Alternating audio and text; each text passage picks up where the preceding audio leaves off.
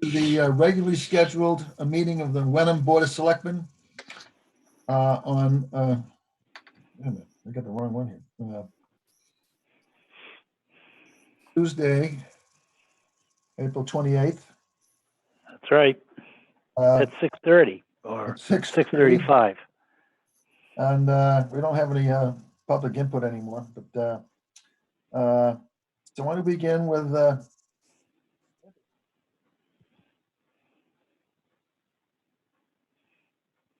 TA report, Jack? I'm sorry, I'm just calling it up right now. Just a minute. You know what? I'm on the wrong one here. Let's go back to the 28th. Okay. Director of Administrative Service, Jackie Bresnahan, Board of Health. That's the first one, is it?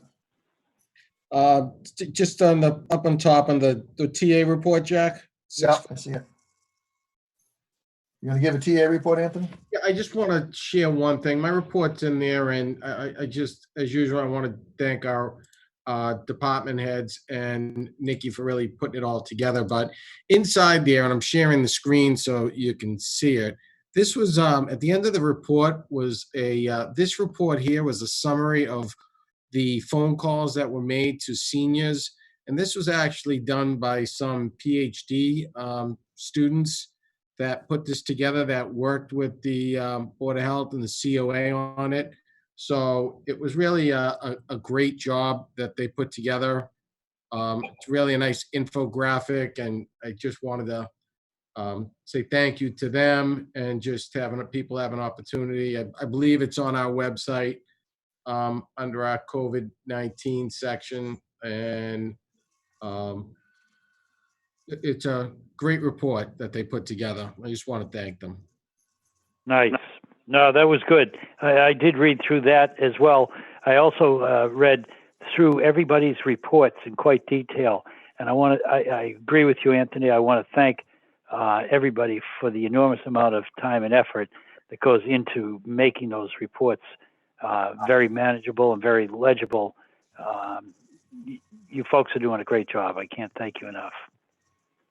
Thank you, John. I'm sure they all appreciate it. I know they will. But Jack, that's it. We have the consent agenda. We have some minutes to approve. Yep, please. Okay, I think I have those motions. I move that the Board of Selectmen vote to approve all items in the consent agenda, including meeting minutes of open session, February 13, 2020, joint with the FinCom, March 11th, 2020, April 1st, 2020, joint with the Board of Selectmen. I also vote to approve and release executive session minutes of July 9th, 2019, and February 25th, 2020. I'll second your motion. I'll third it. Okay, I guess we need a roll call vote. Yeah. All in Catherine, yes? John? John, yes. Catherine? Yes. Jack, yes. Unanimous. Okay. On letter B, this discussion with potential vote regarding the food project easement request. Yeah, that's on me. I have a lot of questions on that.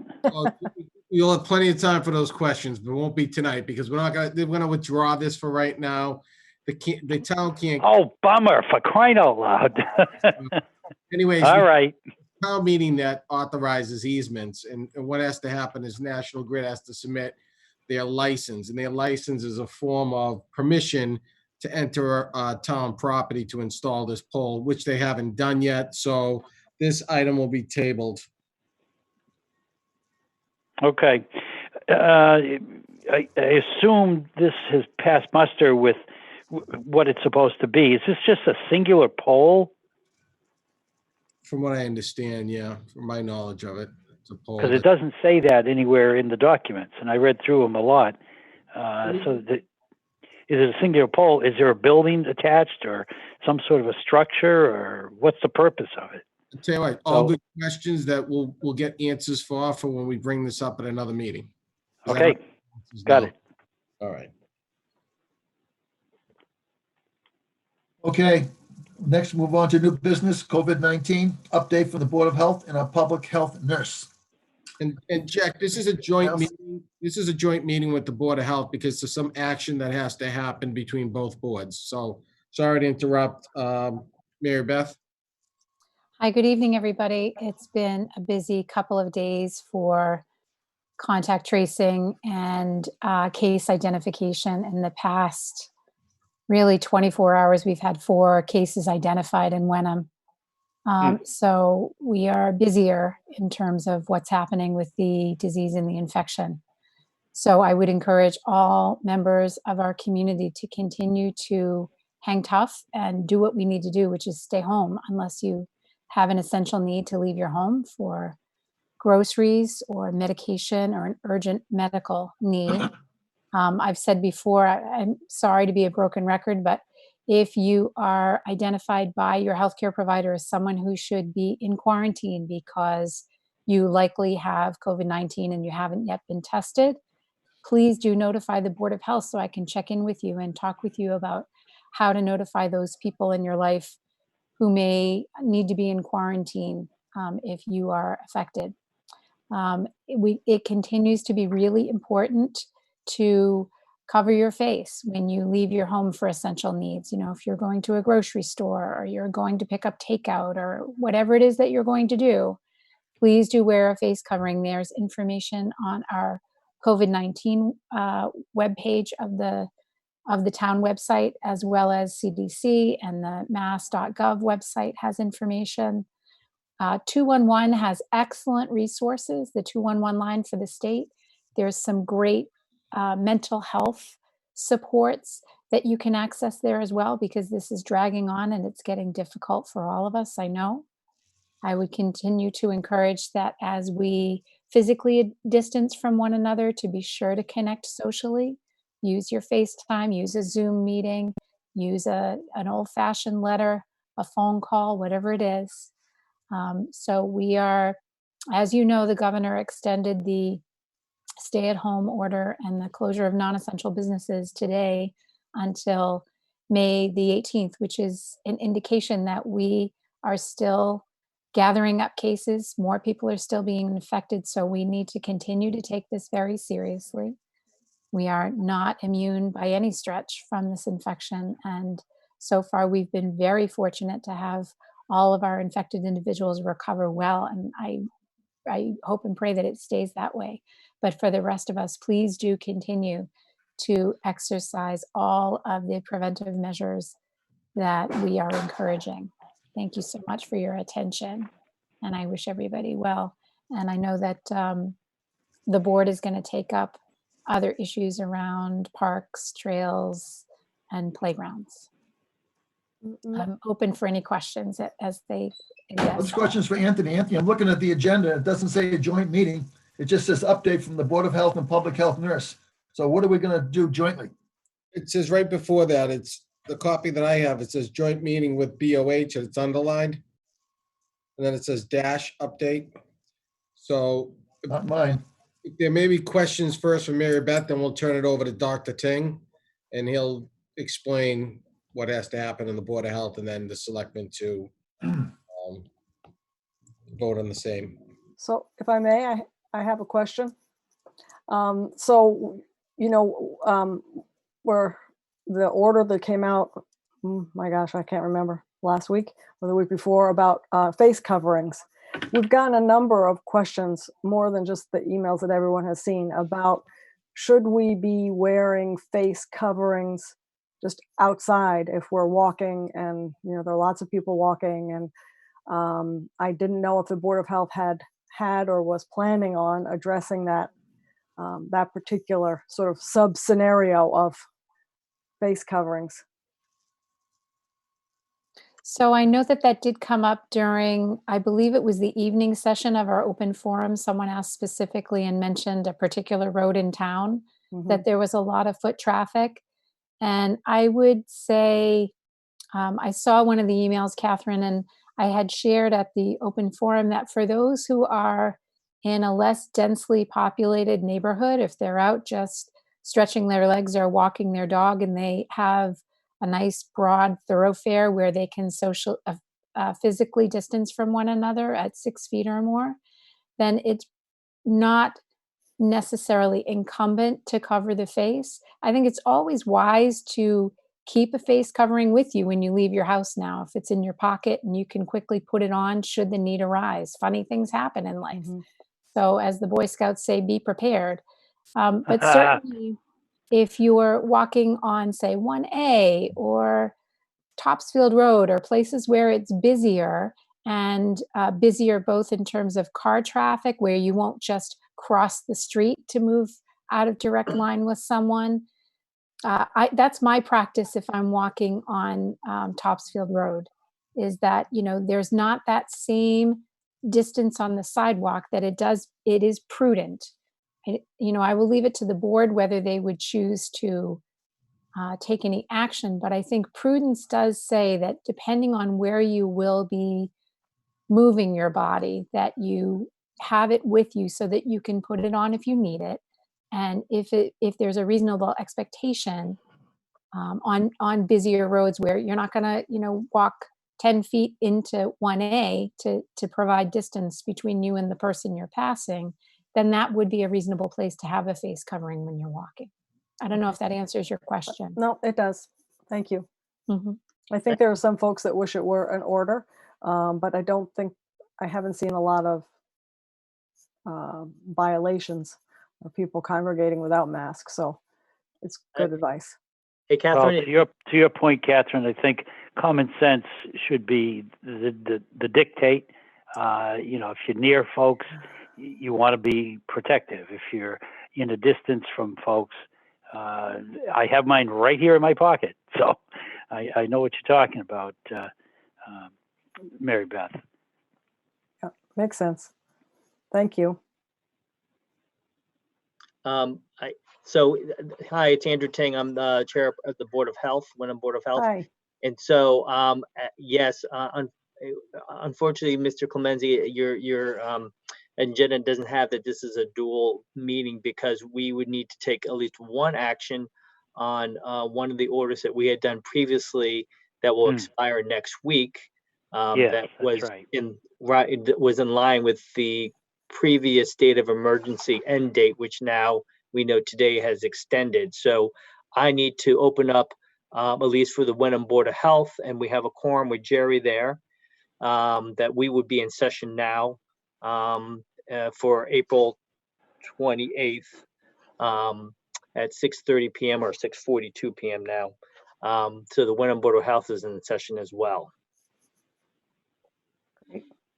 And I think so. One of the action items that we have that we want to present before the Board of Selectmen as well is a previous order that we had placed was the closing of parks, playgrounds, and the rail trail, which ends on May 4th, 2020, which at that time was, again, in line with the governor's state of emergency for non-essential businesses closure, as well as staying at home. And now that's extended to the 18th.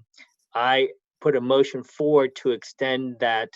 And instead of using a specific date in case the governor moves it again, is to go in line with whenever the governor's state of emergency ends, that would end as well. Jerry, any comment about that?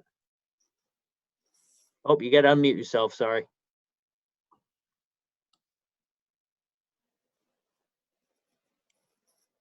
All right, now you can talk, Jerry. I just said that makes sense. I agree. And I don't think Dr. Ting, why doesn't the Board of Health take the vote and then the Board of Selectmen will take a vote afterwards? Okay, That's the so I easy. just want to make sure that whether Regina was on or not to see if she had any comment, but I don't think she's on. So so I put a motion forth to extend the closure of parks, playgrounds, the part of the Wenham Trail that's through Wenham, through to the end of whenever the governor's state of emergency ends. And so do I have a second? Second, All right, so roll call vote. Jerry, how do you vote, yay or nay? yay. Yay. Andrew Ting votes yay. So be it. So be it. Okay, now the Wenham Board of Selectmen can vote. I move that the Wenham Board of Selectmen approve the vote that was just taken by the Board of Health. Do I I hear would second that. any comments? Comment is I would extend it to the 18th as the governor has stated. Leaving things like this open-ended always bother me. And I don't see a purpose for that. We can always come back and revisit this. So I would be against using the endless extension. No, it's not an endless extension. If the governor decides that he wants to extend it beyond the May 18th to some other date, then we'd have to have another meeting to do the same thing. And that I'm sure he's not going to shortcut this and extend before. And we might not have a meeting on, I don't know, May 16th to 17th, and therefore our vote would expire. We'd have to have a meeting, including you, John, to come together to make this vote beyond the 18th. So I don't think we need to do that. I think that the Board of Health is basically saying that until Governor Baker it ends the state of emergency, and then this vote would prevail. Anyway, Yeah. you're entitled to your opinion. I think that the wording that's been used before, the such and such order would go into effect on what date and remain in effect until notice is given pursuant to the Board of Health's judgment that the public health emergency no longer exists. That's one way it's been worded in the past. Well, it's tied to Governor Baker's state of emergency, not our Board of Health, right? Well, I think it's both, isn't it, Dr. Ting? So currently have it based on the governor's state of emergency. Okay. We can't be clearing the state of emergency. If Governor Baker decides the 18th is off, we can't continue with the state of emergency for the little town of Wenham. Otherwise, we'll all be unelected. If I might, No I do comment. have one other comment, and that is that a couple of days ago, just before all the rain, I personally drove right by the Agway in Danvers, and I must have seen at least 15 to 20 people heading from the Danvers end of the rail trail towards the Wenham trail. So I find it very disconcerting that, you know, there isn't some unanimity with the adjacent towns. And I don't know whether the police need to get involved or the town administrator can contact Topsfield and Danvers. But, you know, it makes it rather difficult because I do have complaints from people saying, well, all I have to do is just go over to Topsfield. Why do you make me do that? So I have, John, so I have spoken with other town administrators, and I think Mary Beth put it so eloquently in a prior meeting that there's certain sections of the rail trail in Wenham where social physical distancing is just not possible. So, and another concern of ours, public health and public safety team, was that 97 was creating a little bit of a concern for pedestrians. They were parking. There was a lot of people parking, biking on the road, and we didn't want what happened in Ipswich about a month ago with somebody getting killed for that to happen in Wenham. So I think, Mary Beth, if there's anything to add to that, I mean, each town has their own concerns, right? We want to be neighborly. We don't want to put a burden on any other town, but what we're trying to both encourage and discourage, we're trying to encourage good, safe habits. We're trying to discourage places where people are going to, by nature, gather. So, you know, we don't have control, and I'm sympathetic to the complaints of, yeah, all I have to do is go over to Topsfield. But then you look at these small little parking areas where 6 cars are jam-packed together, you know, on that section That's of right. Topsfield Road. That's not the message that any of us should be encouraging right now. The message is, you know, do get exercise, do take care of your physical, emotional self, but do it in a way that's distant from other people. And that is a sacrifice for all of us. I recognize that, but it is the sacrifice that we're asking Wenham residents to make. Okay. Well, I'm We have a motion. just bringing it to John, do you everybody's have a motion? attention that there's a, you know, there is a serious conflict when I personally have seen that many people heading towards Wenham from the Danvers area. Somebody's not, coordinating. So I'm just throwing it out there. If there's some other means of communicating or coordinating, I think it would cause a lot less conflict. That's all. I'm all set. So, John, I agree with your comments that we have a motion made and seconded. I don't think that motion basically is to support the Board of Health's vote, which would extend the emergency until Governor Baker ceases saying we have an emergency in the state of Massachusetts.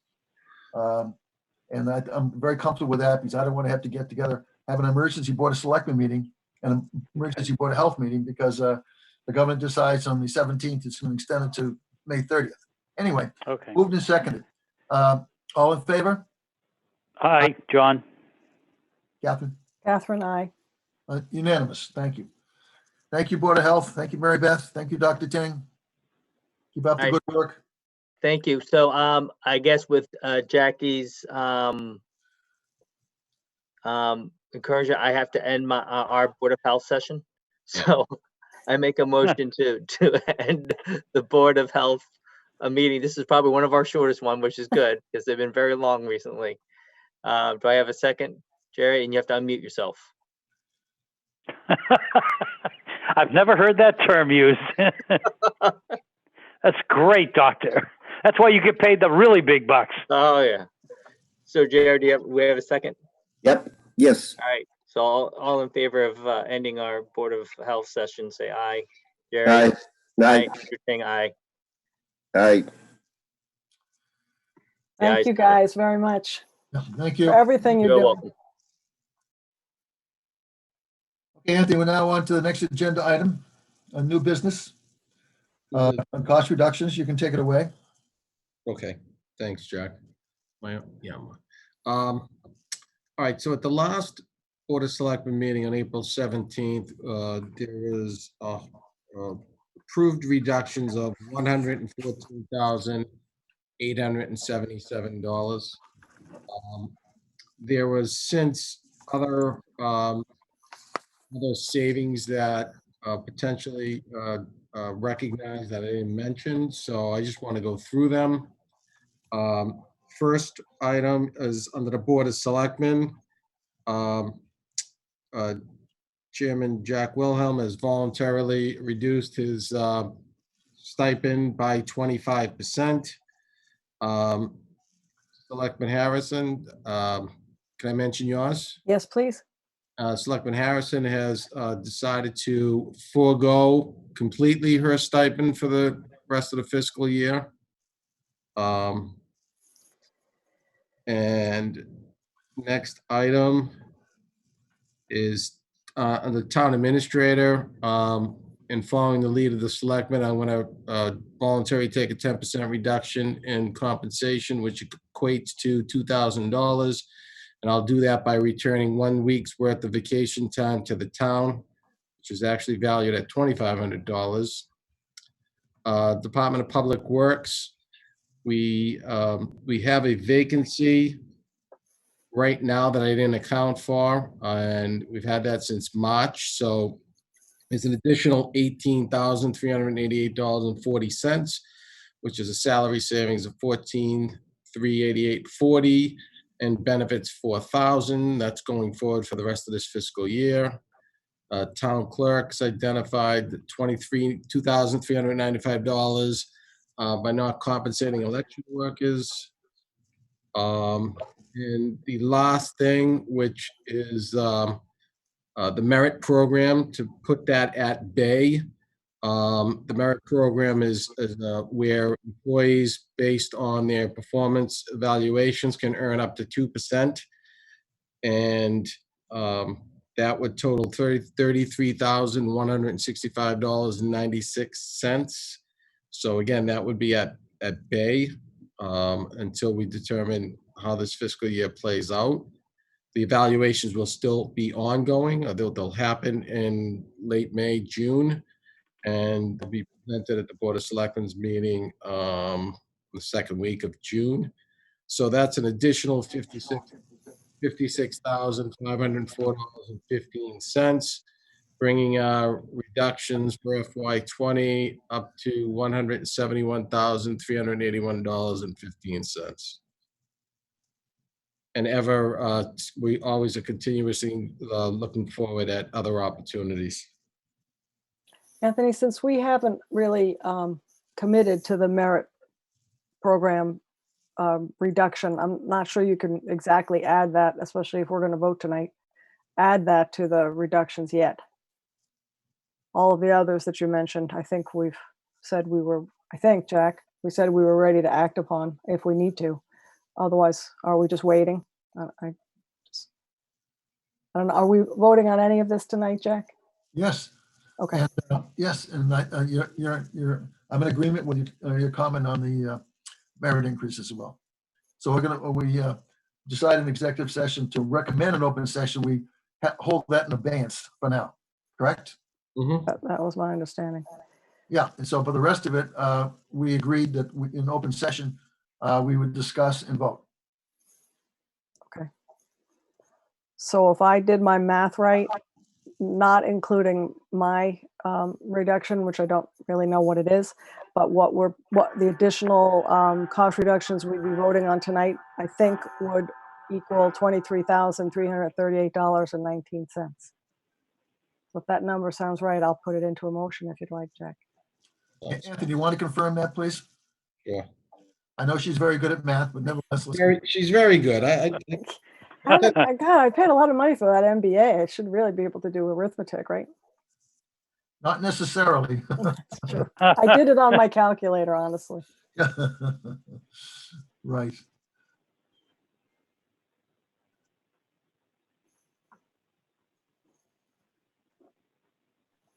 $23,338.30.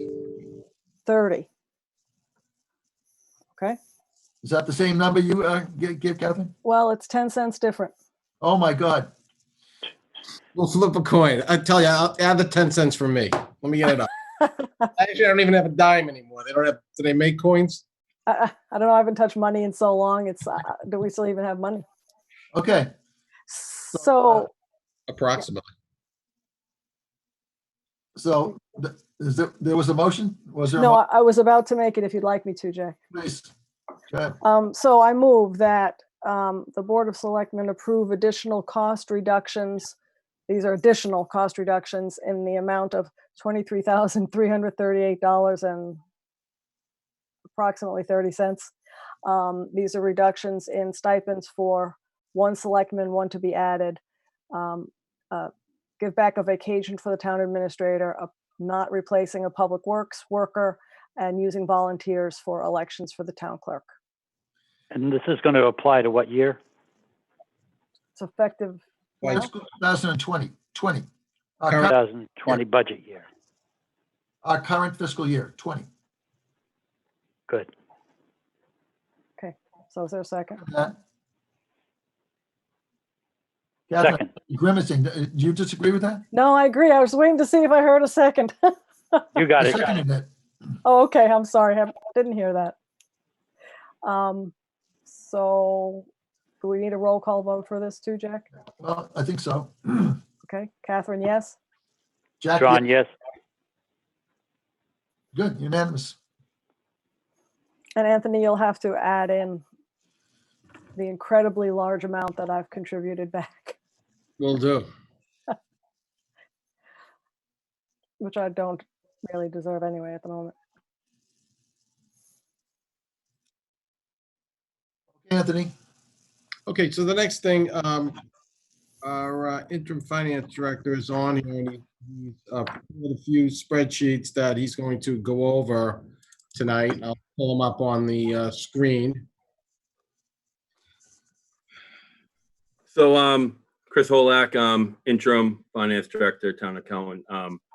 This first sheet is just a revenue comparison of where we are in the current fiscal year as of 4/23/20 with our revenue collected compared to the previous 2 fiscal years. The main thing I want to point out is it looks like we're a little bit under our collection percentage from the prior years. There's two main reasons that are factoring into that. Is first, we our lockbox from where all the residents send anytime you mail in a payment to our PO box, it goes to Century Bank lockbox. They got hit real hard with the COVID-19 and weren't able to process our payments for about 4 weeks. They are up and running now, and they're almost caught up. But this sheet right here isn't showing any of our lockbox payments before for April 15th. So this is about a little over a week behind with those collections. So that factors. And also in fiscal year 19, we received our mortgage payment from the mortgage companies earlier than the due date. And those mortgage payments are people that have their real estate payments in escrow. So we know those mortgage companies have already taken out that money. So we know we're going to receive them. So in fiscal year 19, that was approximately 1.5 million that is reflected in that column right there. So in this year, we're expecting, which is Friday, the due date, April 1st, from the mortgage companies, May 1st, sorry, of approximately 1.8 million. So if we had received that in relation to fiscal year 19, we would be around 88% collected, which would be right in line with fiscal year 19. So it does look like we're a little bit lower right now, but those are a couple big factors that are taking effect in those numbers. And as you can see from below, we are expecting that 1.8 million of real estate mortgage payments and our joint assessments from Hamilton, which will bring us up to, that 91%, which is, in line with the prior years. And I just wanted to make, this is just a comparison. This isn't an estimate going forward. I have put together a cash flow analysis that wasn't completed in time for the Board of Selectmen meeting that I have for our Finance and Advisory Committee meeting tomorrow. That will be going over that. So if you have any questions, I'll gladly. Here's the cash flow, Chris. What, Anthony? Here's the cash flow analysis. You can go over it. I emailed it Hold on. to you today. Yeah, hold on. Let me pull it up. Okay. While he's pulling it up, I'm shocked to hear that our bank couldn't process our checks for over a month, or approximately a month. I don't think it was a month, Chris. I thought it was only 2 weeks. Is Sherry on? Yeah, I'm right here. Yeah, Yeah. it was about 2 weeks. What happened sorry was, about that. it's okay. 2 weeks. What happened was, so there was like 56 employees on one floor at Century Bank. Out of the 56, 37 got COVID. So they were down 37. They were still doing deposits, but not daily. So it was a slower process. So they weren't getting deposited as frequent, but now they're back up to speed. Luckily, most are back to work, and they are depositing into Century Bank daily. It's just the mail that's lagging a little bit behind. So we are doing much better the last 2 weeks than we were the first 2 weeks of this So crisis. Sherry, are you anticipating to have it back at 100% by when, do you think? They said it should be back at 100% this week, the end of this week. Okay. So it's there, and I've noticed the last 10 banking days we have got deposits. So to me, it's already 100%. It's just the mail, unfortunately, that's lagging a little behind. So so they're getting the monies in the bank for us. Unfortunately, we're just not putting it into SoftWrite for Chris to calculate and to show you guys why that's why the numbers are a little bit down, because he's getting reporting from our SoftWrite software, not from the banking. So he's going by those, but I'm looking in the banks daily, seeing daily deposits, which is great for me. Unfortunately, bad for you guys. to not see, the actual monies coming into our software. So I am seeing the monies coming in, which is good on our end, but not really good as far as reporting for Chris. So. All right, as long as you folks are on top of it, this Oh, is no, what yes. Yep. this is that what the is- chairman has been concerned about: is are we going to have some Of sort of a course. shortfall, and to find out that that higher percentage of personnel we're missing Oh, out it of a was bank terrible. that's taking our stuff in. I guess that's unexpected, but at the same time, those are the type of things that the board needs to know ahead of time instead of after the fact. Of course. And I was actually, I was in communication with Anthony about it, and we were on top of it. And at one point, we had even called Captain DiNapoli to see if we should start taking the payments directly ourselves and getting PPE to wear ourselves to process the payments. Because unfortunately, if money's not coming into the bank, then we were going to have to pull the payments ourselves and have Janet and I process daily. So that was an issue, and that was something we were contemplating, and it got scary for a bit. But luckily, most of them are back up and running, and things seem to be moving. Like I said, it's just the mail that's a little bit lagging. So Great. So Chris, John, I- and then going into this spreadsheet, I hope this is more of the estimate. So I hope this will answer your future revenue expense questions. So I did quick some estimate on our major revenue sources. So historically, we collect around 95% of our real estate taxes committed. So based on that, I decreased it a little bit just because how we are down to 95%. So with 95, if we collected 95% of our real estate, we would get a remaining just over 3 million. And then the next one, estimating very conservatively with our motor vehicle revenue, another 100,000. At this current point, we're at 613,000 in change of revenue collected from motor vehicle. Last year, we collected 786,000. So conservative, wow. another. Just in excise? Yes. Wow. So conservative, that extra 100,000 will bring us up to 712,000, which is still, it's definitely conservative, but I want to stay on the low end just to be safe. We still have 3 remaining state aid payments that total just shy of 78,000. And as I mentioned in the other screen, our remaining Hamilton assessments that are almost 470,000, which brings us to a total estimated revenue for the remaining of fiscal 20 of $3,664,191. And then on the flip side with expenses, there are 6 remaining payrolls. 3 of them are stipend, 3 of them are regular ones. So we're estimating that. Sherry helped with these estimates, so thank you for that, of 990,000. Going through our monthly expenses, this number just includes our monthly utilities, electric, gas, water, phones, and any services like IT, our monthly IT expense, stuff like that. These are just our basic monthly expenses, which it should be coming because Anthony has put a spending freeze on, so we shouldn't be spending any additional money besides our bare minimum expenses right now.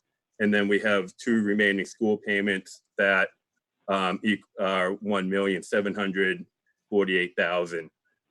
So with those expenses, it brings us to 3,238,054, which leaves us in a net position of a positive $426,136 as a preliminary cash flow analysis for the remaining of this fiscal year. Chris, does it make sense to update this once the month ends and the weekend, based on what Sherry had said about, the bank being caught up and you guys catching up to the bank? Yeah. Yep. That will be. I've talked with Anthony. I'm going to be doing these weekly to keep you all in the to keep everyone in the loop and weekly. So the expenses won't change weekly because as right now we're doing our warrants every other week and payrolls bi-weekly. So the expenses will, change every other week, but I'll be updating the revenue totals and put them in spreadsheets weekly for you guys to see. Okay. Forward. Well, I can tell you've been working awfully hard, Chris, because you haven't even had time to shave. It's a You good know what? excuse. I obviously haven't seen you in quite some time. This is what what I'm doing to remind me of the COVID. I'm getting a nice little COVID beer going. It looks good, and thank you so much for your information, and look forward to keeping it up. Thank you. Thank you. You too, Sherry. Chris, I have a question. Yes, Jeff. Thank you. I see that the net position, is 426 and 136. That's the revenue over expenses for the period you just described. Well, how much cash do we expect to end up with on June 30th? I mean, do we have 50,000 in the bank right now? Do we have 500,000? How much do we have? That I'll have to do some more research into that and touch base with Sherry on the bank balances. I can tell you. Give me a few minutes. Hold on one second. But as of right now, it would be pretty much, when Sherry gives us the number in the bank, a rough estimate as of right now, I would, what we have in the bank plus this 426,000 to end out the year.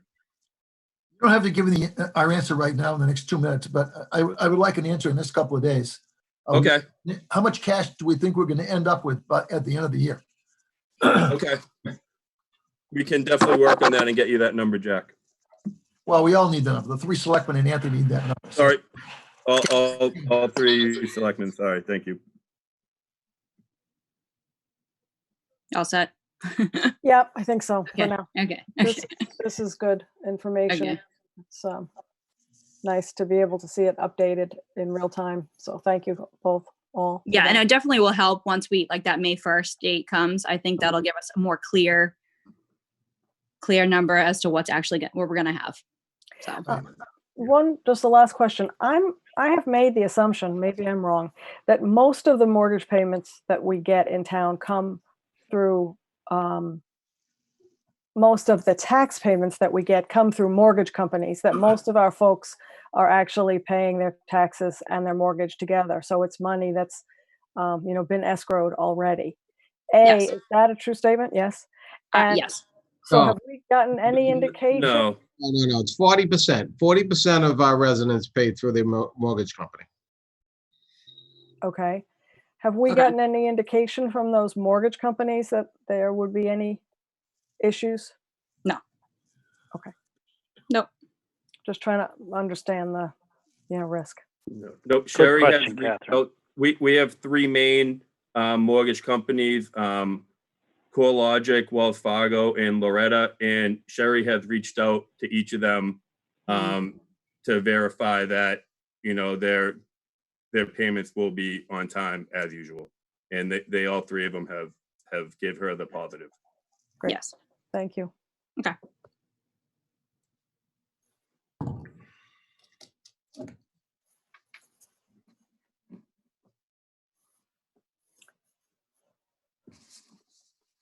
So is that, We good with Chris? Chris, thank you, Anthony. Moving on. Thank you. thank you, Sherry. Thank you. Thanks. Hold on.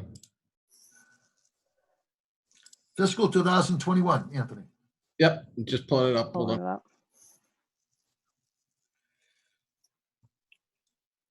Pretty dense. Pretty dense. All right, so what we have here, we just have a working draft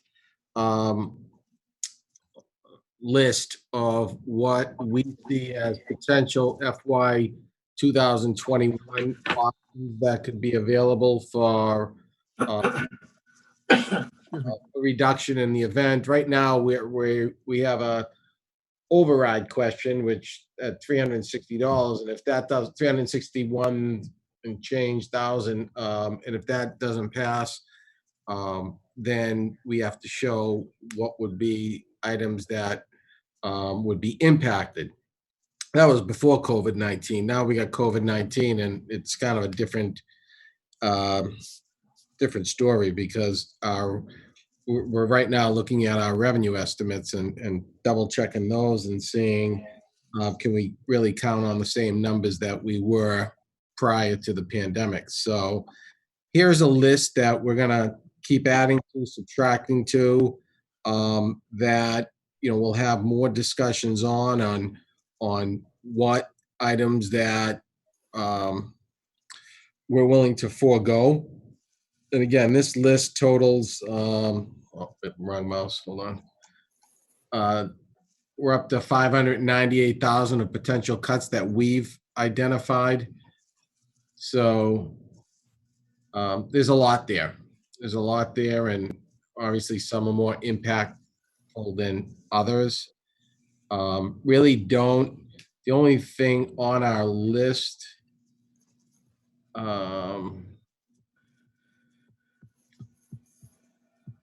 really none of these requires any action, except one thing: if you're really deregionalizing the veteran services. And the only reason I mentioned that one is because that would require the Board of Selectmen to take a vote by May 1st to withdraw out of Eastern Essex veterans group, and that could save, and we would hire our own part-time veterans agent just for Wenham, and we could have a savings there of about $16,000, a little over $16,000. So if it doesn't happen this year, it certainly will be on our recommendation list for FY22 for reduction. I know it's a little 11th hour on that one, but happy to answer any questions, and department heads are on if anybody has any questions. I have a comment, Anthony, on the Veterans Agent. I think you need to call a meeting. Veterans Committee only meets once a month. They need to hear your presentation on this and what the alternatives would be. And that as one selectman, and I'm also on the Veterans Committee, I'd be reluctant to vote on this without the endorsement of the. I know times are tight. I mean, that this is a. Jack, if I might interrupt you a moment. The board of the Veterans Board of Directors has a meeting tomorrow evening, and if you need to bring something up, maybe that can be part of the agenda.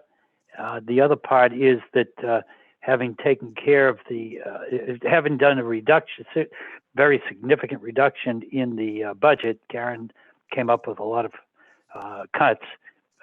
It looks like we're going to stay absolutely stable for the upcoming year.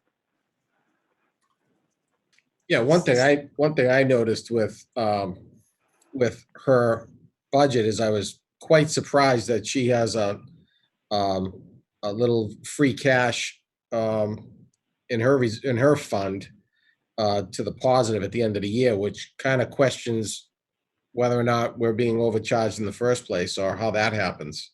No, that goes back a couple of years ago.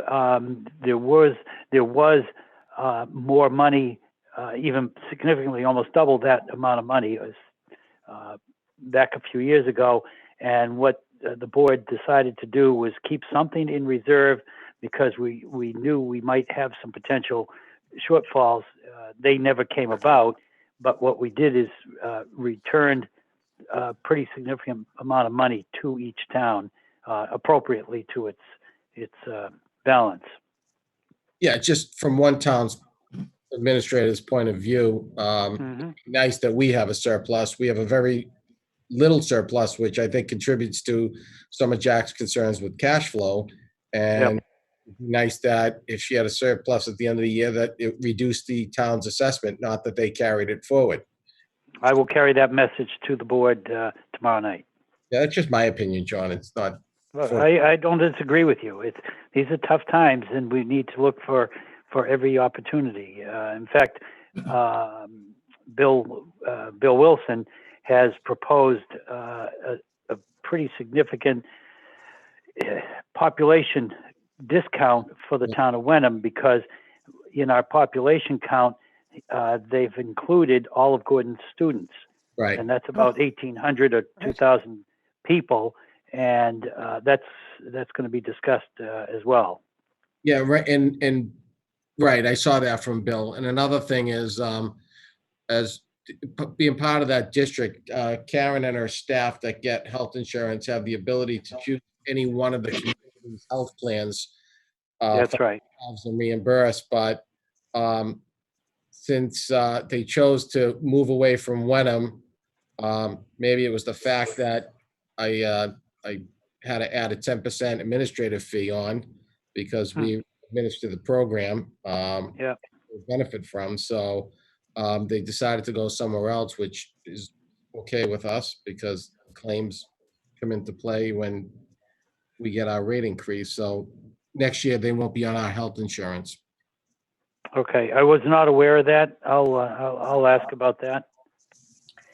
So, not being as close to this as maybe some others, as much as I very much appreciate our own Veterans Committee, and I definitely would agree with Jack that we should all be on the same page. I think I'm sorry, that's kind of last minute, just the date wise, God knows what has happened. But I'm interested in hearing directly from someone, perhaps the chair of the committee, the Essex, whatever it's Veterans Committee, yep. Access, right, Board. to get some real, I'm getting bits and pieces of information. So, and I know we've gotten some emails, but it sounds like that number could actually be changing. So in order to make the decision, there's the level of service we get, and then there's also the amount of money it costs. And I think level of service is a whole longer discussion, but I would like some more clarity around what this is costing us, where we are, and whether or not Bill Wilson's suggestion, which seems pretty reasonable to me, is taken into account, so that what we actually end up with, I'd like to either have someone present or have something written. It seems to be a little bit of a moving target. Well, let me comment on that, there was a presentation probably 4 months ago on the possibility of exiting the Essex Regional District. And all of the veterans were there. I think it was a very well-attended meeting. Were concerned about, we have to hire, the Wenham would have to hire its own veteran service agent. So who would that be? How much would it cost? They have to be certified. So a lot of homework have to go into it. We don't have anybody, I don't think, in the wings to do that. And we would be required to have that. So although we have only approximately, if not exactly, 6 people in town of Wenham that are receiving services from the Essex Regional District, nevertheless, we can't have nobody. And so that there aren't a lot of people floating around out there, I don't think. I don't know, the committee didn't know. To your point, Jack, you're absolutely right. Having done 2 searches for VSO, Karen was the latest, and it was not easy to find her, and she was very expensive. I'd love to save the money that Anthony is proposing possibly here, but we have to make sure that we have a certified veteran service officer, VSO, if I'm saying it correctly. That's correct. And that I don't know how much progress made on that. Anthony's kind of busy, but we have to have confidence we can do that prior to, regardless of the money. The money is very, very important, obviously. And to get the endorsement of the Veterans Committee, which I think that we need, because they meet every month and they're doing a good job, a lot of smart people in the committee, and that's something needs to be done. Yeah, I don't think we have time to do anything for FY21. It's probably just should be something that we continue to discuss for FY22. Right, we only have 2 days. You're not going to get it done in 2 days. That's right. No. Fully agreed. It is in action, and it is being worked on You know, I really appreciate Bill being part of the team there now with me, because he and I have spent a lot of time discussing almost everything you've talked about. And just, Catherine, just so you're aware, it is a state requirement that each town has to have a VSO. Yes, I'm aware of that. Okay, you are, okay. Yeah, And then And it that, goes from by the there. way, the savings, if Bill Wilson can convince the board that they should eliminate the 1,202 Gordon College students, I think that's the exact number, and have That's right. bill reduced, that would save about $10,000. So that we're going to have $10,000 saved right there. So therefore, if you can do that, I don't. Do you think Yep. that's pretty safe bet, John? What do you think? Well, I don't see how they can argue it differently, or anybody can argue it differently. So I would say it's likely to prevail, and then the credit being applied. That's good. Let's we'll stick on that. Okay, we'll work on it. We'll make sure you're in the loop. Back to you, Anthony. Yeah, so the only other thing that I do want to mention is switching health insurances in a normal time is difficult, and to have open enrollment and to get that accomplished. But doing it during a pandemic is just, it's been a challenge, and just can't say enough for our assistant treasurer, Janet Sacco, who really made this possible, and it allows us to save in the vicinity of about $50,000 just by making that switch. So really, Janet's been working tirelessly for the past month on this, and we're having our first Zoom open enrollment meeting this Thursday at 7 o'clock. So it's going forward, and it wouldn't have been possible without her. So it's just a thank you to Janet. I'd support your comment, Anthony, because I read her report thoroughly, and she had to do an awful lot of work to get from point A to point B. So, yeah, my commendations to her. Anything else, Anthony? Anything else on your list? No, that's it. If there's any questions on that, and another thing in each one of you, I just want to bring up in your mailboxes, you'll get the latest brand new version of the annual report.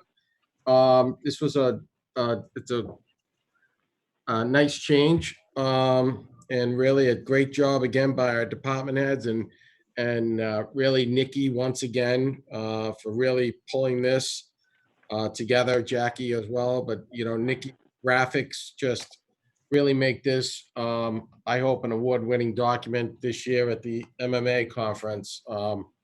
It's great work. Expensive, but great. I think I'd like to make a couple of comments, and now that we've gone through this detail. We're trying to arrange yet another meeting, joint meeting with the Hamilton Board of Selectmen and their town manager, along with our town administrator. Certainly, we have not discussed any of the joint programs. To wit, that would be the library and the joint rec program. Although we're in charge of managing the library, the town agreement, Hamilton constitutes roughly 2/3 of the costs, and Hamilton is in charge of the joint rec program managerially, and they also constitute 2/3 of the cost. And that neither one of us, if anything can be done at all, need to be on the same page. So I think that Anthony is talking to his counterpart there to see whether or not there's a meaningful agenda that's going to be developed for us to meet perhaps next week. And maybe they will, maybe they won't. I don't know. And that I am also interested in the over half our budget is a regional school district. They do have a meeting scheduled for next Wednesday, May 6th, I believe. That's right. The agenda just came out, and that I might have missed something, but I didn't see a discussion of the budget or finances on there at all in the open session. So that I must have missed something, and I'll have to go back and look at it again. But I'm certainly hopeful that now that the governor has declared that schools will not reopen until next September, that the regional school district board would time to discuss what, if anything, they might want to reduce or eliminate expenses, since over half of the budget in the town of Wenham they're responsible over half. And so that I must have missed that, and they'll be discussing that. And I think it'll be very important to zoom in on their meeting. Presumably it's a Zoom meeting. So those are, anything I missed, Anthony, that we should be communicating to our constituents? Yes. Anthony, I said, not you, John. Okay. I got one thing, but go ahead. Get Anthony first. I think next meeting, Jack, we maybe talk about some of the annual town meeting warrant articles and what our game plan might be going forward for in preparing for an annual town meeting, whenever that may be. Why don't we give people a peek of what our thinking is right now? The thinking is we'll have 2 meetings. One, hopefully this spring, when we're allowed to do so, but have a truncated meeting where we have a half a dozen items that must actually be approved, or time is of the essence, so to speak. And then other that wouldn't take a long time, because I'm very concerned, I'm sure my colleagues are as well, as can we actually get a quorum for this meeting, which I believe is 120. Not this more than the number that I am, but and that's a lot of people. We had a very difficult time last year, as you recall. It was 35 minutes late, and the weather was fine. We didn't have any COVID-19 problems. And so then we'd have a second meeting. This is a proposal that we need. It's under discussion. It's not actually being proposed tonight to the selectmen. The other would be to have a meeting sometime in the fall for things that are not financially important to have approved before July 1. And that, but that's just a goal, and that a goal under discussion. We don't want to chase people away by saying there's a 3-hour meeting in June something or other, and have people not want to come. So if we can have a truncated meeting, this is just under discussion. Truncated meeting, we maybe we're there for half an hour, 40 minutes, with a minimum amount of controversy and discussion, and get some Article 1, certainly the budget for 2021 would be extremely important. And there's 3 or 4 other money articles. So we're discussing that. We'll have a discussion with Hamilton about Jack, who's discussing that? You said it's in discussion, but who's discussing it? Anthony and I have discussed it. Oh, okay. I thought I was missing something. And to add to that, Anthony, I'll take it, Anthony. Anthony just a couple of days ago, maybe even this morning, suggested that, and I thought it was a good idea. It's just under discussion. So actually, Jack, honestly, let's put it on an agenda and have it as a discussion, because when I sit here and listen to this, it sounds as if it's a lot further along than it actually is. So I think it's a great thing to talk about. It was just this morning that Anthony proposed it to me. So it should be on the next agenda, or the other agenda. I think we have actually probably bigger issues than, whether or not to divide the meeting. And I don't disagree. I just think we should not have too many discussions. Like I'd heard this week, and I don't know where this discussion happened, but I heard from a resident this week that we were having town meeting on the football field. So I politely said, this is a good one. That's nice, but the Board of Selectmen hasn't discussed that. So actually, there's a lot of stuff going around.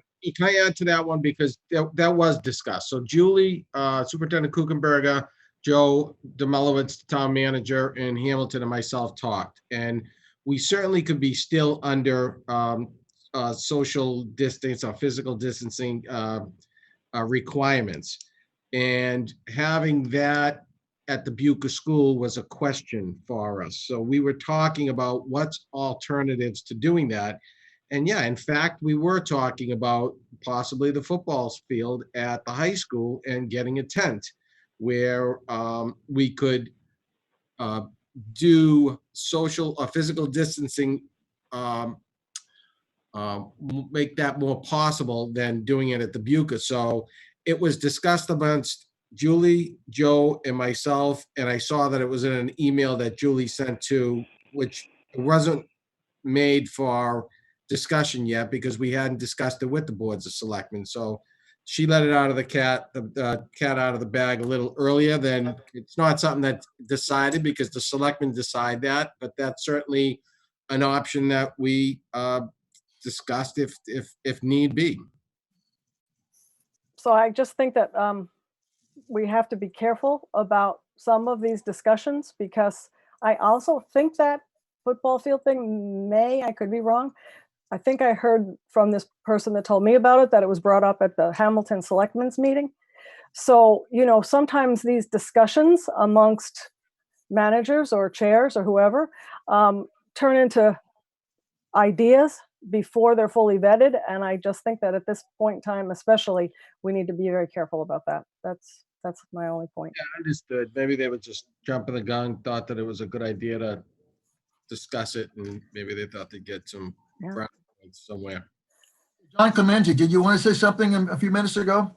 Yes, I want to find out, is Jackie still on the service with us here? I think she is. And the reason I'm asking is because a few days ago, I asked Nikki if she could research and present some information on the passing of Captain Jeff Toby from the Wenham Police Department. And I know I had seen some photographs that could possibly be displayed. And then I've got some commendations regarding his passing, since we're probably not going to be able to have some sort of a funeral or reception of any sort regarding his passing. Very, very prominent person in our department for 32 years. I'll look at it I'm looking for it right now, John. Okay. She did send something in an email. Excuse me? Nikki did send something in an email. Yeah, saw that. So Anthony, is there anything we haven't discussed that we're supposed to discuss tonight? I just want to, no, that's it. And then John just wants to talk about this. There's Captain Toby. Beautiful. That is excellent. Oops. All right, so Jeff Toby, Officer Jeff Toby, Captain. He spent his entire career with the town of Wenham Police Department, 32 years. He retired as captain, and he was the first person to retire with that rank in the town of Wenham, and he did that in December of 2016. And he had a terrific career. He did so much for the department, and just was an outstanding individual. And to have him in our presence, I got to know him quite personally, and his passing is a big loss to all of us. So he was a role model for the entire department. Second that, John. And by the way, for the listening and viewing audience, we no longer own that motorcycle. That's right. But he actually solicited for the money for that from the state coffers of some sort. So it was on our patrol for a while. Yes. Anthony, anything else? That's it, Jack. Okay, I move that we adjourn. Do I hear a second? Second, All in favor? Catherine, yes. John, yes. Okay, it's 20 minutes of 7:40. We're adjourned. Thank you.